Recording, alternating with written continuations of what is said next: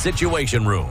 The only way to start your day. It's 8 minutes after 9 o'clock, and dealing with the conversation that continues to go in terms of what is happening locally and also what might soon happen on an international basis. I'll remind you, though, speaking internationally, where is it that you want to go to school? It is university season. It's open, and around the world, folks are making their way into the corridors of classrooms at that level. Where would you want to go? How would you go about it? What would you do? And you seem to ask these questions and there's nobody to answer. Well, Cradle understands that need, understands those frustrations, understands those challenges, and says, you know what, the time for when you would be scammed out of your hard-earned money or how you've not been given the right information has come to an end.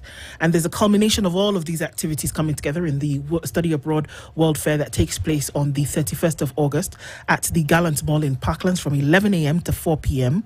Come there, meet different organizations in terms of universities from different countries, have a chat with them, say, this is what I want to do.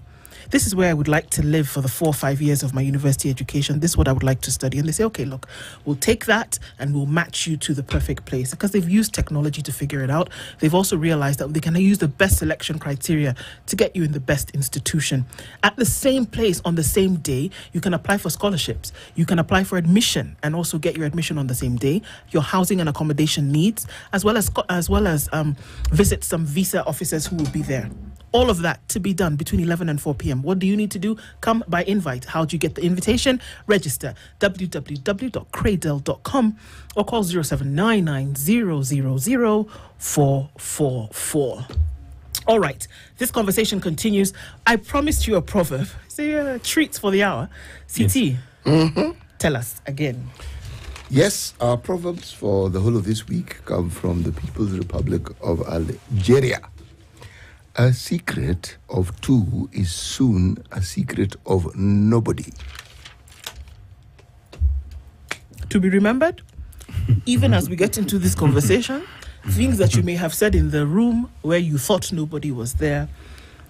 The walls had ears. Exactly. Even if it is not you who had the ears, the walls had them.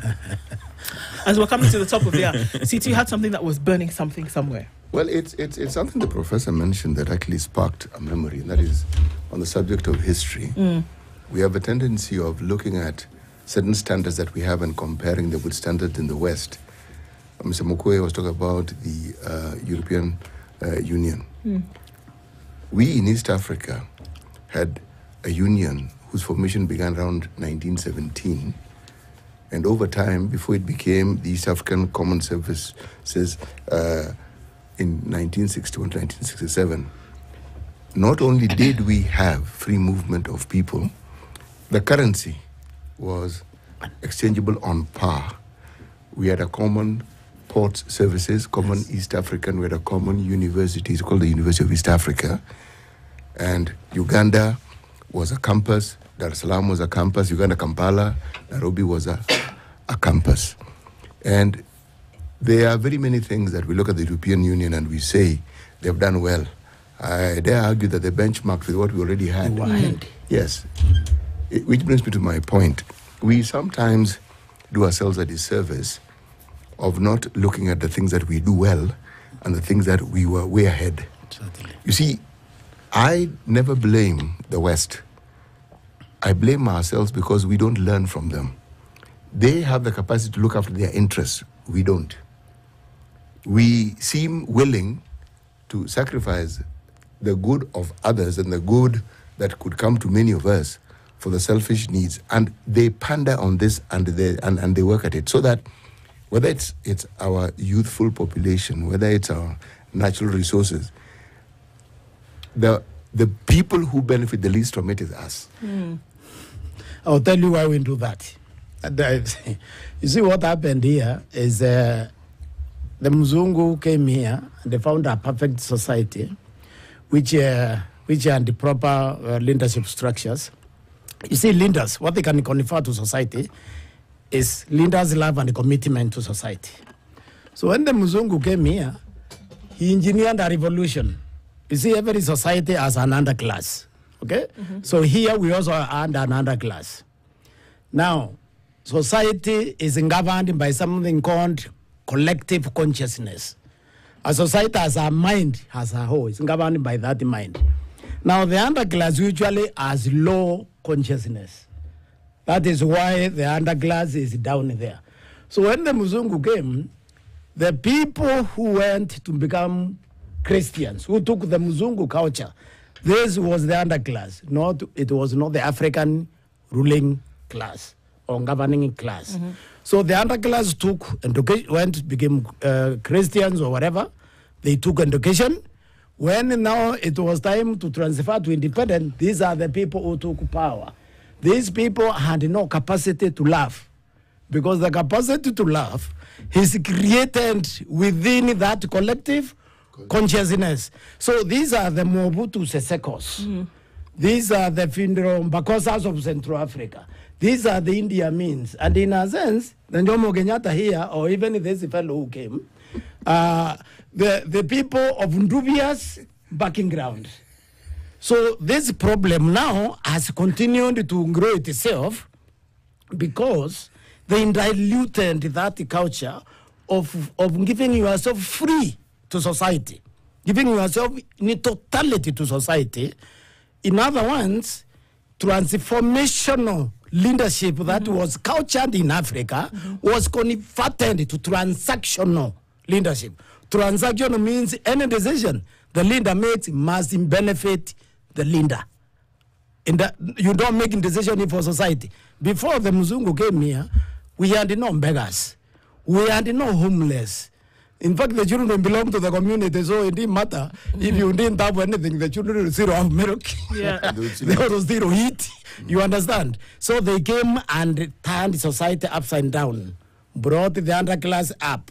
And I can tell you, look at the way the Njorincheke philosophy in conferring leadership, they don't give poor people leadership. And it's not that poor people are bad. It's because they understand the value of consciousness. Your poverty is in your mind. It's not in your pocket. So because if you are in a position of poverty and we gave you a position of leadership, you disrupt society. Is to disrupt society. I would have assumed. Yeah, because you just work for yourself. But Professor, I would have assumed that if you put somebody who, as you say, is poor, then you'd be providing what you call diversity. Remember, the whole principle. I want this to sink. I want to explain this to sink. All right, please proceed. The poverty of anybody is actually in your mind. Yes. It's not in your pocket. Over time, the society and observed this. You know, we used to go steal cows from the Maasai. So you are desperately poor, but you produce a laingo, we used to call laingo, somebody, a serious warrior, who goes and collects all the cows and come and suddenly becomes rich, right? Mm-hmm. That person, even given leadership, if that person even go to Njori, wouldn't be accepted, but will not be given leadership because that person will disrupt society. They lack empathy. Over time, society has seen that those persons don't have empathy, they don't have kindness, they can't feel the pain of another person. They are still struggling to get out of poverty, even when they have everything. You understand? So if you analyze our leaders using that Njorincheke philosophy, you will find that is what is driving them up to today. Because in fact, if it's Njorincheke, which was electing the president for Kenya, even Uhuru Kenyatta would not have qualified. It's children who would have qualified. Because nobody knows who his father was. Are you saying we did not know who Jomo Kenyatta was? Jomo Kenyatta, I understand, I'm told, I don't know, that Muigai was his uncle. So, we his father. But not that, not just that. Okay, where are we going? No. There's a whole conspiracy theory around what the professor is saying. But Prof, yes. Back to the issue of the AUC Commission Chair. You see, I have tried to wrap my head around it, and I've actually wondered what the big fuss is about. Sincerely, I have wondered, because there's so much hype. There seems to be more hype for Raila than the commission itself. Because if I were to ask who was the previous commission chair? Faki Mohammed. Faki Mohammed. All right. Yes, I know Of the name. Chad. Okay. And there was no hype. In fact, okay, and the one before him, who was it?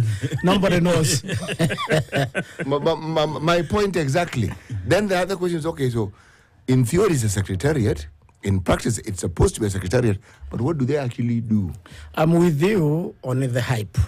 I said that it is actually extremely important to exhibit some degree of being humble, degree of not attaching too much importance, even if you think it is there, because hype too much puts some people off. Even the people we say they are proud, sometimes when they start speaking, we close our ears, even though we are still listening, because we object to bombastic behavior. Naturally, human beings object to that. So I agree with you. The hype could work against that. And it's completely unnecessary. I don't think it is necessary. You see, what I find even interesting, you see, for me, it's not, the hype is an issue. Mr. Mokohe talked at great length about tribalism. Again, I wonder why it is that when we speak of tribalism, we have a completely Western perspective of it, that is a bad thing. Since when? The simplest unity of any community is what we call a family. Now, that's where you're socialized. If you're socialized in town, you'll have the advantage of diversity because you'll meet other people from other communities. So there'll be a meeting of communities. Now, if my background, I happen to come from, say, Tharaka Nithi, okay? Surely, those will be my values. Yes. When I leave that geographical area and I probably get educated and mixed, then I will understand how other people work. But my affinity, because of my socialization and grounding, will be from that community. How can that possibly be bad? It's not necessarily bad. Let's look at the first aspect about the hype. Inviting members of the East African community to come for this launch. Endorsement. Yeah, and deliver their endorsements in public. I don't see any hype, especially after a number of people in Kenya, and President Museveni spoke about it, that a young man came to my residence from Djibouti. We had a cup of tea and we took photos. And then, some Kenyans said, wait a minute, President Museveni has done a run on us. So for him to come and make that endorsement in public, for me, I don't think that is razzmatazz that we need to run away from. In any event, it was a quiet function at State House. And I suspect outside the formal launch, maybe there were several bilaterals, because I think the President Museveni said something about his eggs and milk and sugar facing challenges, from Uganda. So one hopes that it was sorted out. And then when you talk about tribalism, there's obviously the positivity about tribalism, and then the negativity is associated with tribalism. So the challenge would be about the negative tribalism. Give an example of negative tribalism, so that I understand you. You see, now, like for me, I'm I come from the Kisi Nation. I said to be proud. And wherever I get the opportunity, I go to the top of Mount Kenya and proclaim that. Okay. In fact, some people who think that I speak good English. Well, you don't have mountains in Kisi. You have to go to Mount Kenya too. We have hills. We have hills. Yeah. I'm even referred to as the Duke of Mosocho. But if, say, I'm today elected as if I'm appointed today as the Minister for Roads, and then I've got the yam and the knife, as they say in West Africa, then I say there are 90% of this budget for roads is going to my village in Mosocho. That even a footpath to a cattle dip is going to have a tarmac at the expense of other productive areas. In Kenya, we've got places that are just waiting for a road. People talk about the sessional paper, Tom Mboya. They say that we are going to follow the railway line. So there are so many parts in Kenya which have not been opened up. Some people celebrate devolution simply because they say that it's only after devolution that they saw a tarmac. They don't know what it is. So if I'm going to use my power, position of influence to practice say, nepotism, or now that tribalism, assault Chapter 6, assault Article 10 of the Kenyan Constitution, then that is negativity. This issue, let's look at a tribe. A tribe is a composition of many family units. It's not just something amorphous. It's very distinct and very clear. And there are certain commonalities that are shared. That's why it's a tribe. The point I'm trying to make is this. If we do not look at the larger picture as to why people focus on the communities they come from, you will likely miss the point. You see, I wanted to say that you are absolutely correct on this, that tribe by itself is a fantastic thing. Because even leaders emerging from that tribe, I want to argue that there is actually no tribalism in this country. What we confess as tribalism is self-seekers who now use the tribe, for their own personal benefit. But otherwise, if you really love your tribe, then you can also love us. Because we are cumulatively part of that tribe. So we don't have tribalism as such. When I was the commissioner at the National Cohesion and Integration, we did the research to find out whether we are actually driven when we make our decision by tribe. One of the things we used was what people do when they rent a place to live in Nairobi. Yeah. We're trying to check whether first, before you rent, you try to find who lives there. Who is this person? Yeah, who lives there, because you want to find whether your tribes live there. Nobody does that. People just go find an empty space and they rent. Yes. Why? Because we trust each other. I think people do. I think people still do. They check. I think people do. We buy and lunch, when we did that research, we didn't find that. And in fact, it shows that in buy and lunch, we trust each other very well. When you look in the university also where I teach, when you have these young people in the classroom, they said, if you just isolate like 50, and they try to find it now, that congregation, where they come, which in different, they said Upper Hassan Dinley. They are not trying to find who is my neighbor. But they have unions in the universities. Exactly. Who represent them? Christian Union. That's why I'm saying. Union. You don't pay attention. That's why I'm saying those are not supposed to promote tribalism. What they are is cultural identity. Yes. And even the Constitution recognizes that. Yes. This is why they say you need to promote your language. Because the language puts you together. We have exaggerated the tribal impact in this country. It is not there. Trust me. We trust each other to a very, very large extent as a people. So tribalism, the Muzungu trying to use that to separate us. Okay? And then we are stuck to it because we have produced leaders who are extremely selfish, and to support themselves, they use a few of the members of their community, not the majority of them, because if they use the majority of them, in order to also extend it to us. So that has put us down at that level, and that's why I'm arguing that the new generation, taking Ruto as the example of the Azola movement, which to a large extent dismantled the tribal voting in this country, we may never actually go back to where... Not may, we will not go back. Yeah. That's the thing about change. Change isn't welcomed by drums. There may be drama, but that's not the celebration. Change. No, not that is celebration. a manifestation of what has already taken place. It's like an aftermath, but that's what we focus on. You see, the assurance that other communities look for when they're looking for a national leader is a confirmation of that person's backyard. Yeah. The people who know you, if they support you, then people feel, if his people support him, then there's a likelihood we can trust him to also look after our interest. It's not complicated. Correct. So in the same way, if you look at the personality of Raila Odinga, however it is that someone wants to describe him, he's not somebody you can ignore. No, you can't. Okay. Ignore him at your own peril. Yes. Now, he is a power. Not a powerhouse, he's a power. Yeah. Now, and why? It's in Kenya. We see it. But remember, there's an interesting thing about leadership. And this is what, in my opinion, Raila's position has proved. You don't need an official title. But you don't, exactly. To be a leader. Yeah, To be a leader you don't in need this an country. official title. Raila has always been a leader, whether in government or not. Can we ask this question then? Yeah. That it would seem, and I'm not even saying what it would seem, we have heard over the last couple of weeks what people have said. They feel let down because in this position where Raila Odinga is currently, people have felt that he was the voice, or at least he was the unifying voice in the opposition.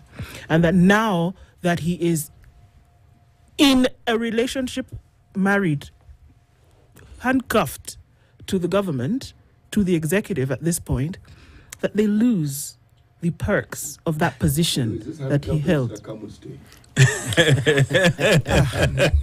They did do you yesterday at State House. They did. Or it's a makeup. No. It's a makeup. Hang on. In order to Ken, in order to okay, it's possible. But now they've taken the relationship to the next level. It's possible. But yesterday it was very clear. We heard, do you, I do. Do you, I do. Like I said, you may kiss the bride and then we move. But then people feel as though they've been let down. Who's going to be their voice? Who's going to be that unifying factor? You can ask your question. You can. I've heard this said on many occasions. You have, isn't it? Yeah. Yes, and the thing that I ask myself is, when did Kenyans decide that the role Raila Odinga can play in this country is that of being in the opposition? Let me buttress your question. In physics, we are told that a vacuum shall not exist. And can you sound surprised that you didn't study physics? So a vacuum shall not exist. Nature has a vacuum. Yeah. Nature has a vacuum. No, of course I'm kidding. No, actually, you're right. You didn't study physics? No, you're wrong. Nature has a vacuum. Yes. Now, so in the event that the Right Honorable Raila Odinga, using the right honorifics, becomes the AUC chair, and then his new role is not compatible with local politics, then there shall be a vacuum. So one would expect a senior personality. It could be from the remnants of Azimio, it could be from UDA, it could be from anywhere, to come and fill the vacuum. Because, people have complained for the longest time, and we even said it, that he has deliberately suffocated talent. Now that he's stepping out, somebody should come up and fill that vacuum. In fact, the people who are complaining should be doing press-ups and saying Hail Mary, and saying now that Raila, because we are not told it's not career progression, let other people emerge and fill that vacuum.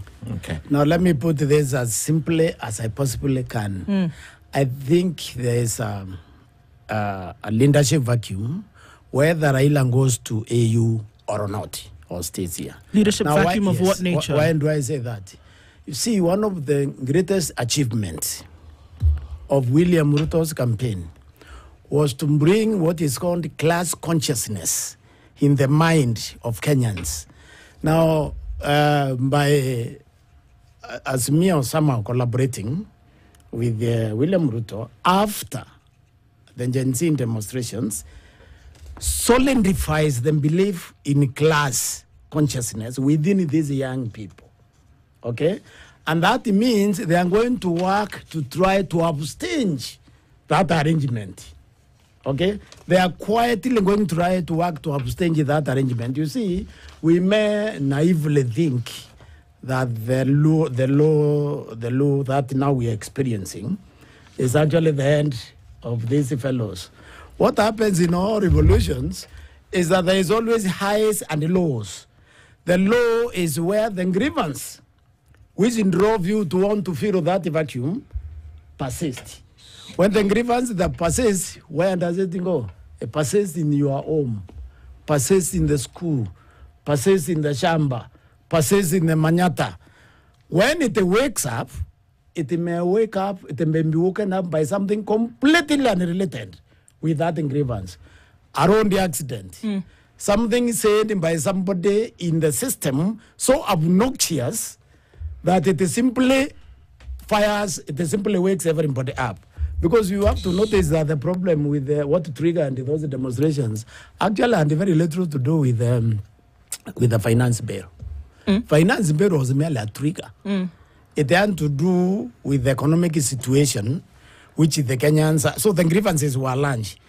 Now, those grievances have not been addressed, and therefore, the leadership vacuum exists. It still exists. It still exists. It still exists. Okay, let's take a break on that point because it's very interesting. Where we're saying that we suddenly saw a flurry of activity after the finance bill protests, and we thought that, okay, whatever is happening, cabinet dissolved, boom, that something else was coming in to deal with the issues.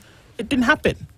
What we saw was, what did you call it, Rural Show, then took place, and that something totally different is what was being addressed. And then people were still left wondering, okay, what just happened? So the Gen Z. And then now we're having a discussion about launching Raila Odinga into this bidding for this position of the AUC, and everybody is still sitting and wondering, what just happened? We've come out of a month of protests. We've come out of a month of asking for change. We've asked for accountability. We've asked for transparency. But it's almost as though somebody says, you go sit in that corner and let's deal with these other things that are important. 27 minutes to 10 o'clock. Conversation continues after this.